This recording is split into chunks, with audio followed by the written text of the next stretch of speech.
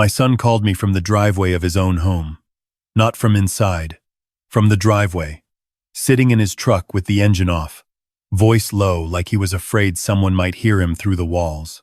"Dad, can you come to Thanksgiving? Victoria's family will be there. I think I need you there." I told him, of course. I didn't ask why he was whispering. I drove 4 hours from Asheville to Charleston on the Wednesday before Thanksgiving, past the long, flat stretches of South Carolina farmland, through the smell of pine and salt that tells you the coast is close.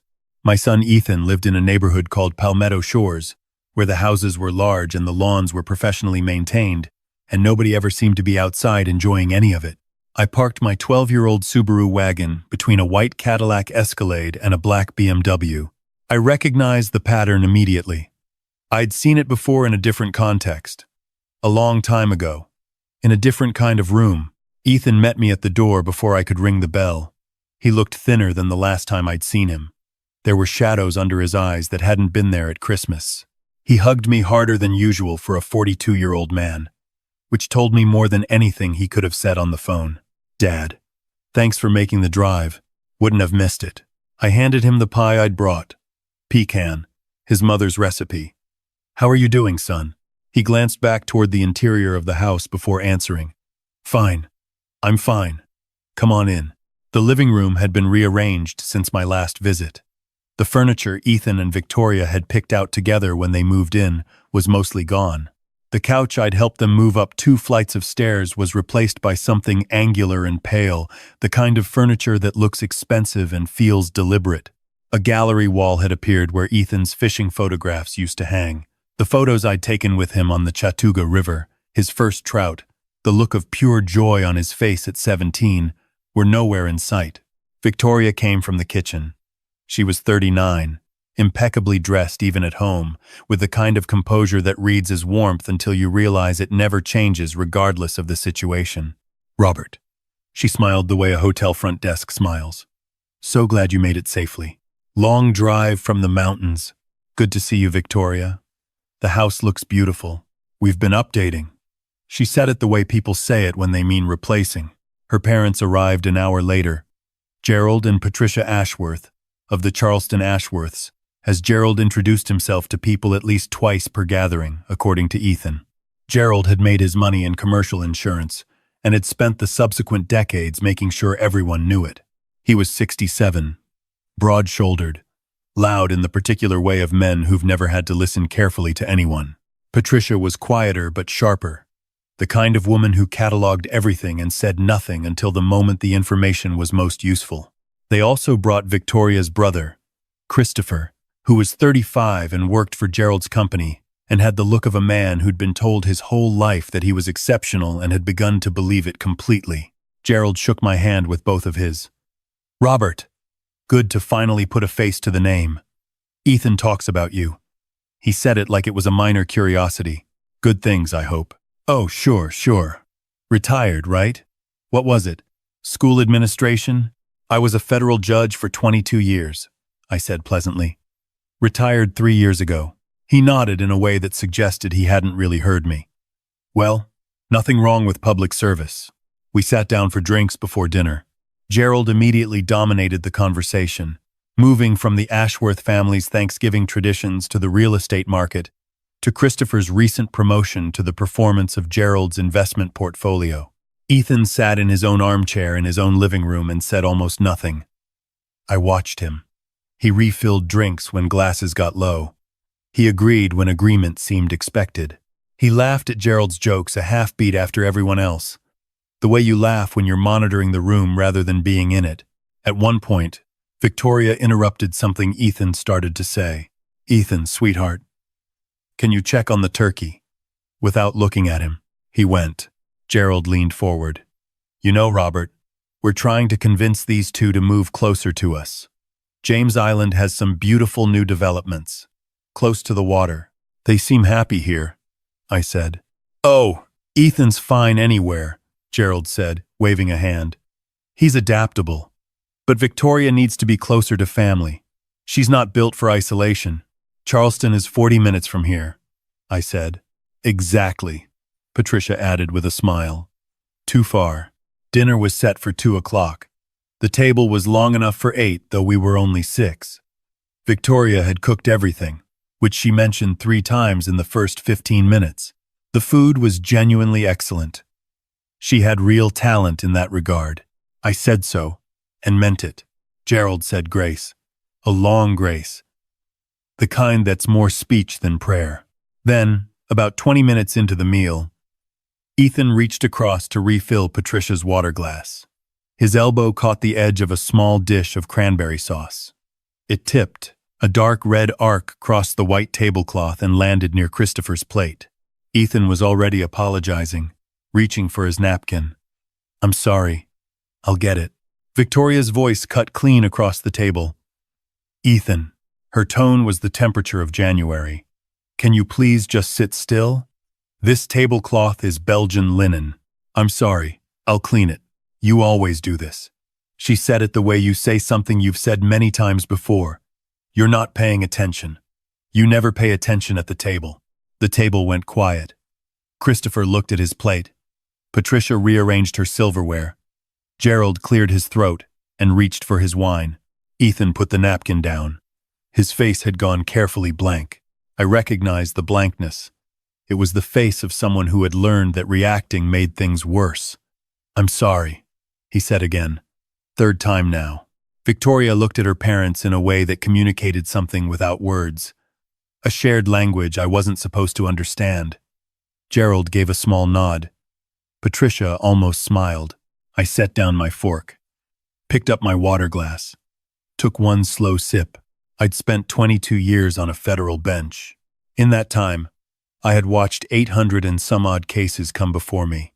I had listened to lawyers and witnesses and defendants and victims. I had learned to read rooms the way other people read text. Every shift in posture, every unfinished sentence, every silence that said more than the words on either side of it.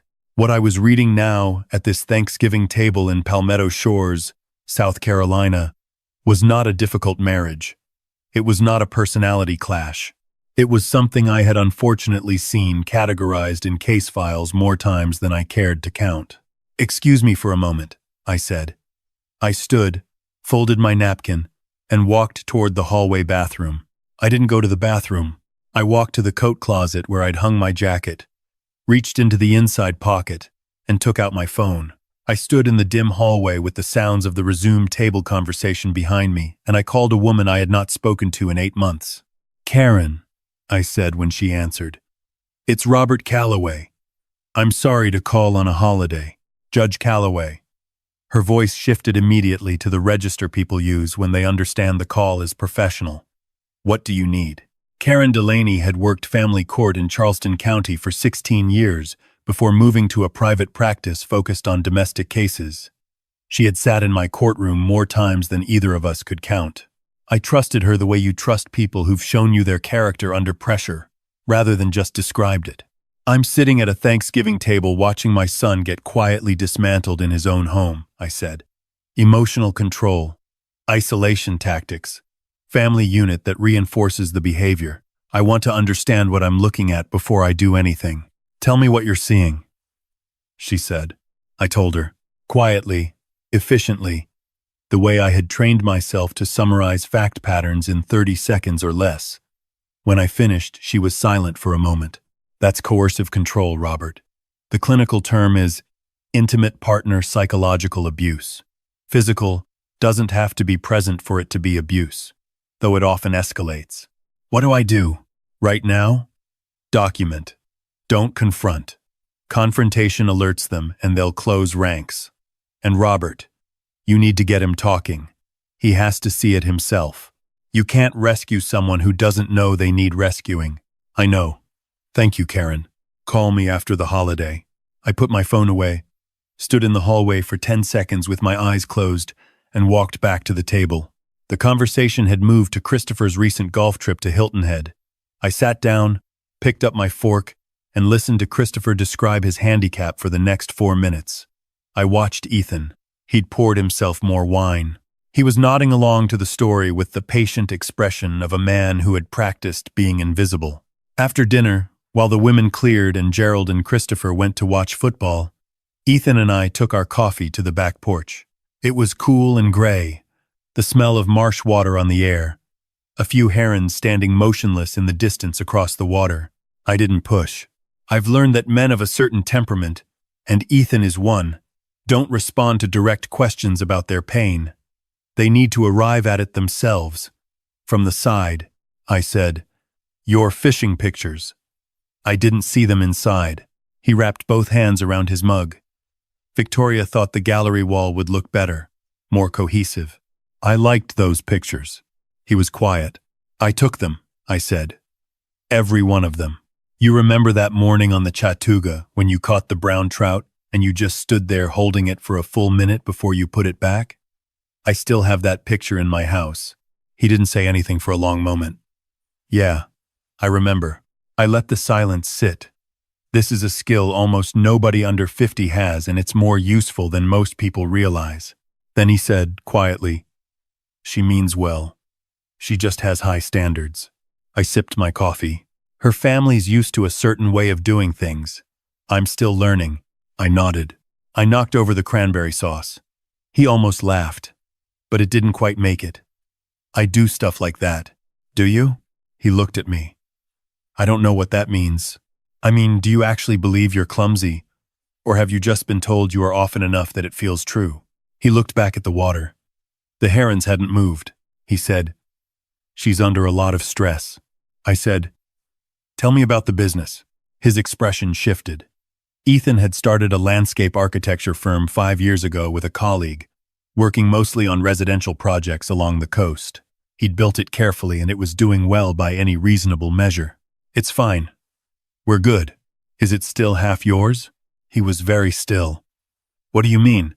"Gerald approached me in September," I said carefully. "You didn't tell me that." He turned to look at me. "How do you know about that?" "He called me," I said. "He told me he was considering investing in Ethan and Mara's firm and wanted my perspective as your father. I told him I'd need to speak with you first. He said he'd already discussed it with you and you were on board." Ethan set his coffee down on the railing. He didn't look at me. "He told me that," he said slowly, "that he'd talked to you, that you thought it was a good opportunity." "I never spoke to him before that call," I said, "and I ended that call in 30 seconds. He closed his eyes. "Ethan, she asked me to consider it." He said it to the marshland.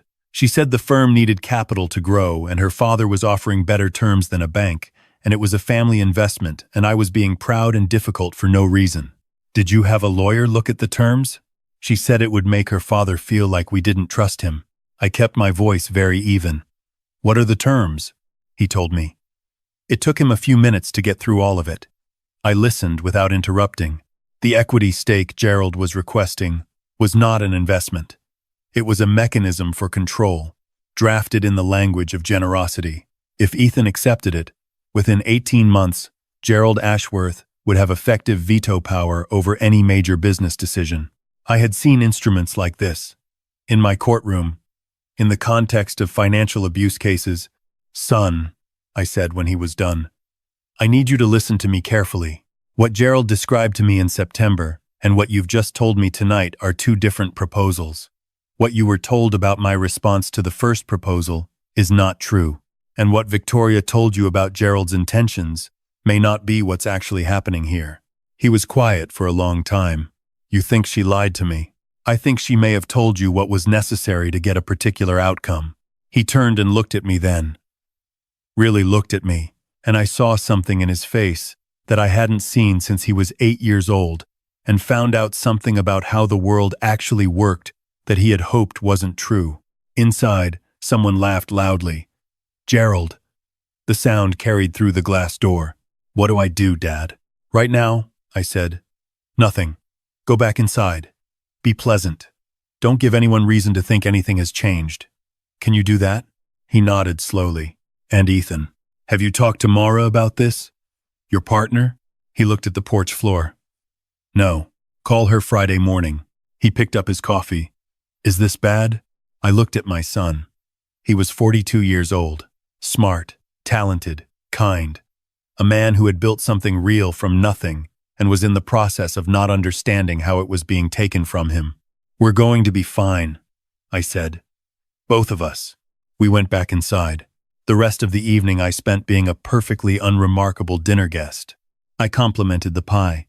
I asked Gerald appropriate questions about his golf game. I let Christopher talk about himself, which required no encouragement whatsoever. Victoria watched me twice when she thought I wasn't looking, checking something, trying to read whether I had noticed anything, whether I was a problem. I gave her nothing to read. 68 years old. 22 years on the federal bench. 18 years before that as an attorney. I had sat across from people who had done genuinely terrible things and given none of them the satisfaction of knowing what I was thinking. One well-meaning holiday gathering in Palmetto Shores was not a particular challenge. I drove back to Asheville that night instead of staying over. I told Ethan I had an early morning. On the 4-hour drive home through the dark, I made 3 phone calls, all to people I'd worked with over the course of my career. I asked questions. I listened. I thanked them and hung up. Then I called Karen Delaney back. What I'm looking at may have a financial component, I told her. Then you need a family law attorney and a business attorney, she said. Separately. And Robert, he has to be the one who decides to move forward. You can prepare, but you can't act without him. I know, I said. I spent the next 6 weeks preparing. The first thing I did was call an old colleague from my years in Charlotte, a business attorney named David Prentice, who specialized in partnership disputes. I explained the situation in general terms and asked him to pull every public filing associated with Ashworth Commercial Insurance and Gerald Ashworth personally, not for action, for understanding. What David found over the following 2 weeks was interesting in the way that things are interesting when they confirm what you already suspected. Gerald Ashworth had done this before, not with his daughter's marriage, but with business associates. Twice in the past decade, he had entered into partnership arrangements with smaller firms, arrangements that began with investment language and ended with control. In one case, there had been a lawsuit. It had settled quietly. The second thing I did was spend time with my son.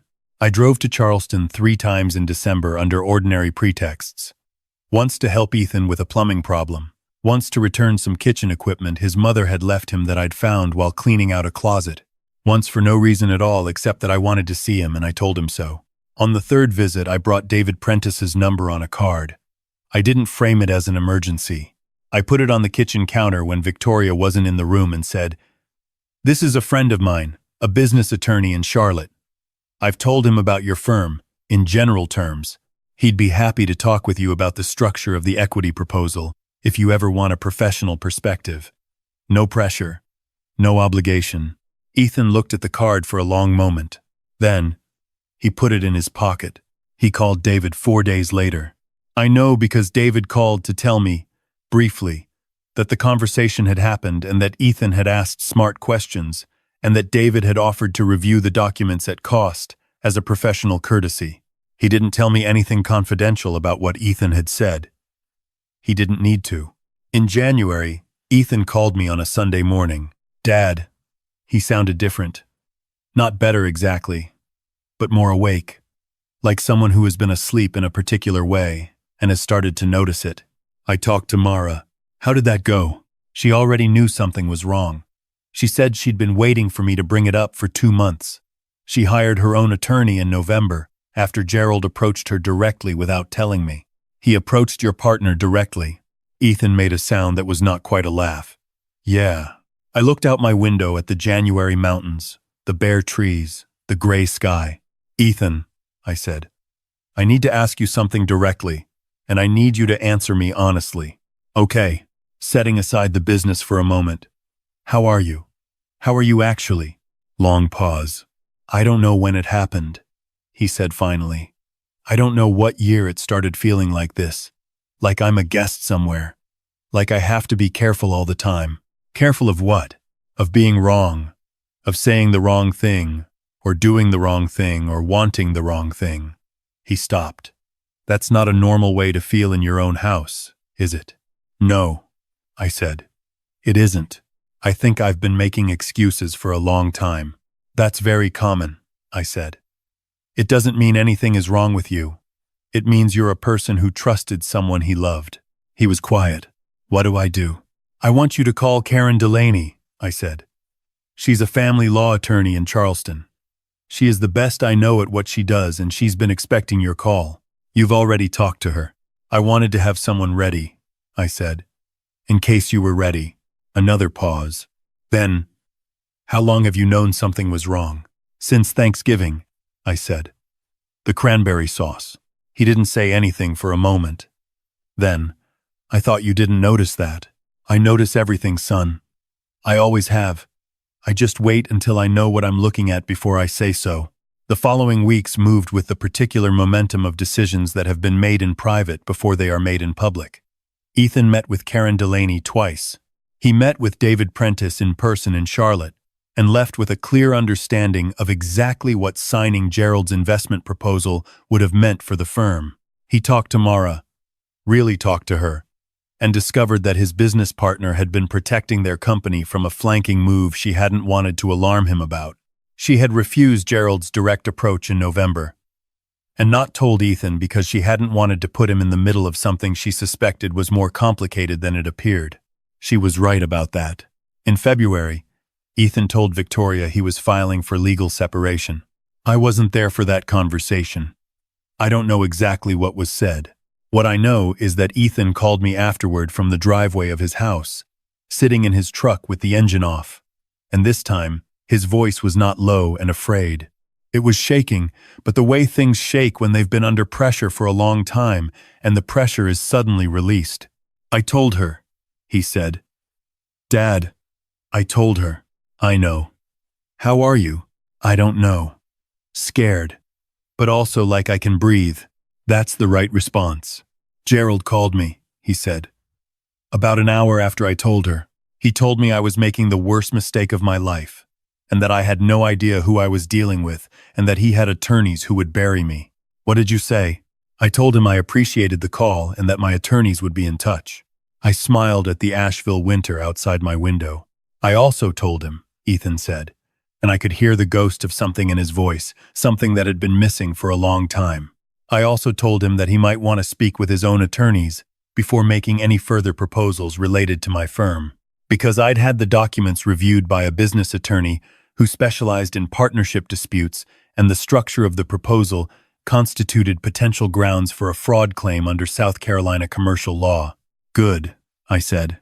Gerald got quiet after that. People often do, I said. In March, I drove to Charleston to help Ethan move out some of his things. Not the furniture.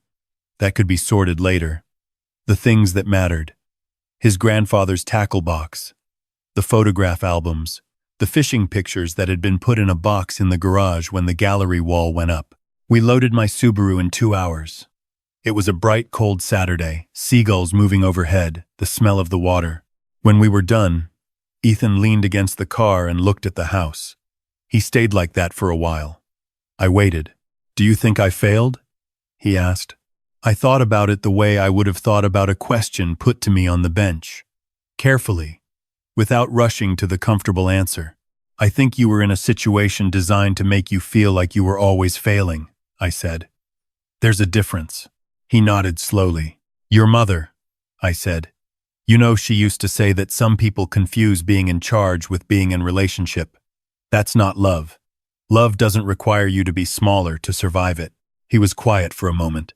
I miss her, he said. So do I.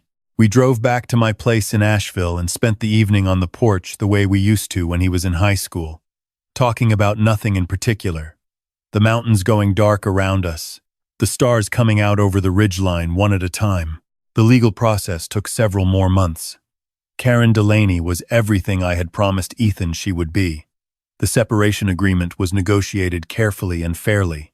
The equity proposal from Gerald was never signed, and the threat of a fraud claim, which David Prentice had constructed with characteristic precision, persuaded Gerald's attorneys to advise their client against any further involvement with Ethan's firm.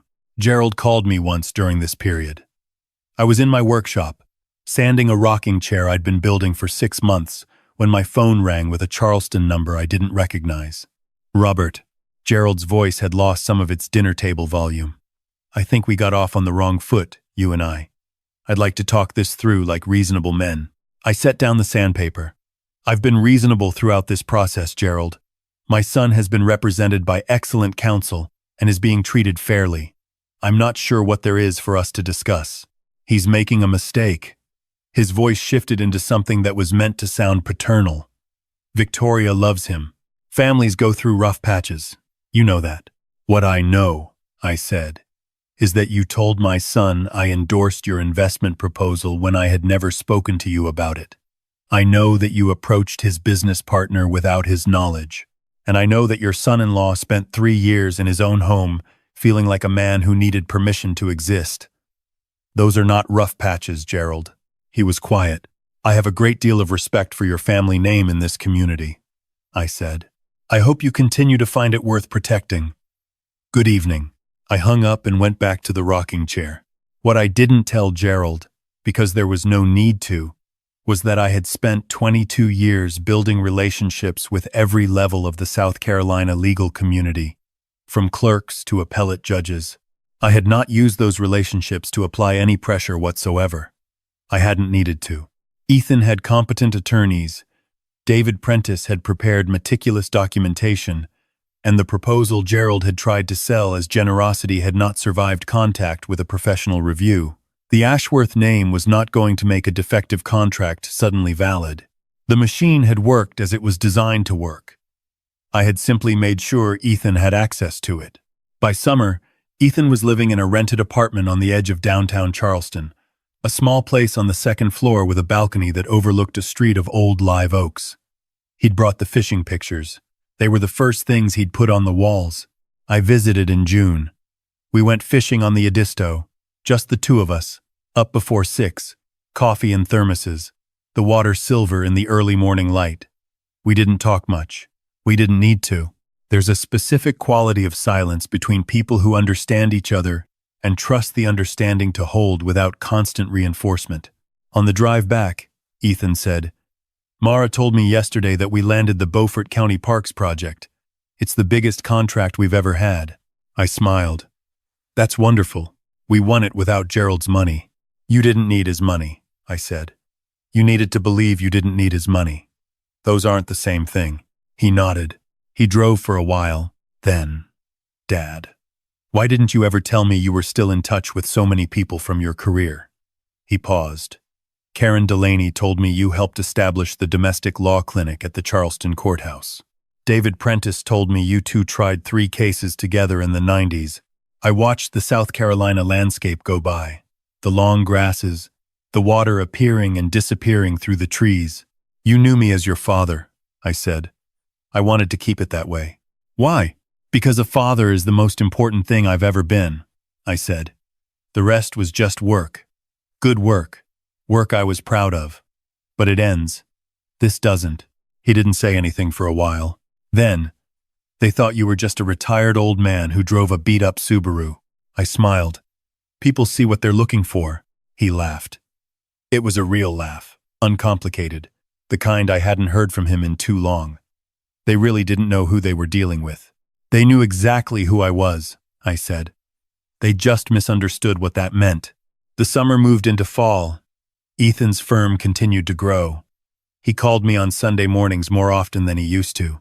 The conversations were lighter, ranged wider, covered fishing and furniture, and the projects he was designing, and a woman he'd had dinner with twice, who was a marine biologist based in Beaufort, and seemed to make him talk faster, in a way I recognized as a good sign. One evening in October, I was sitting on my porch in Asheville with a cup of coffee and the kind of quiet that takes decades to earn when my phone rang. "Ethan." "Hey, son." "Hey, Dad. I just wanted to call." "No reason. Those are the best calls." He laughed. "How's the chair coming?" "Almost done," I said. "The joints are the last part. You have to take your time with the joints, or the whole thing comes apart eventually." He was quiet for a moment in the comfortable way. Then, "I've been thinking about something you said at Thanksgiving." "On the porch." "What's that?" "You said we were going to be fine. Both of us. I didn't believe you when you said it. And now? Now I think you knew something I didn't." "I knew you," I said. "I'd always known you, even when you'd temporarily forgotten who you were." He said goodnight after a while, and I sat with the quiet and the mountains and the October stars coming out over the ridge.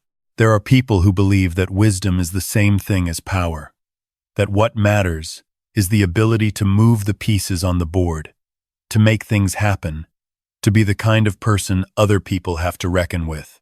I spent 22 years in a role that gave me all of those things, and I learned something in that time that very few of my colleagues ever fully understood. The real work is never the case in front of you. The real work is the person beside you. The rest is just mechanism, useful when it's needed, invisible when it isn't. My son's fishing pictures are back on his wall. His firm has 2 new employees and a project in Beaufort County that will be beautiful when it's done. He calls on Sunday mornings. That's what I work toward. Not a verdict, not a judgment, not Gerald Ashworth's quiet retreat. Just my son, himself again, on the other end of the phone on a Sunday morning, talking freely. Everything else was simply making sure the table was set correctly when the time came. If this story meant something to you, please share it with someone who might need to hear it today. And take a moment to tell us in the comments where you're listening from. We read every one.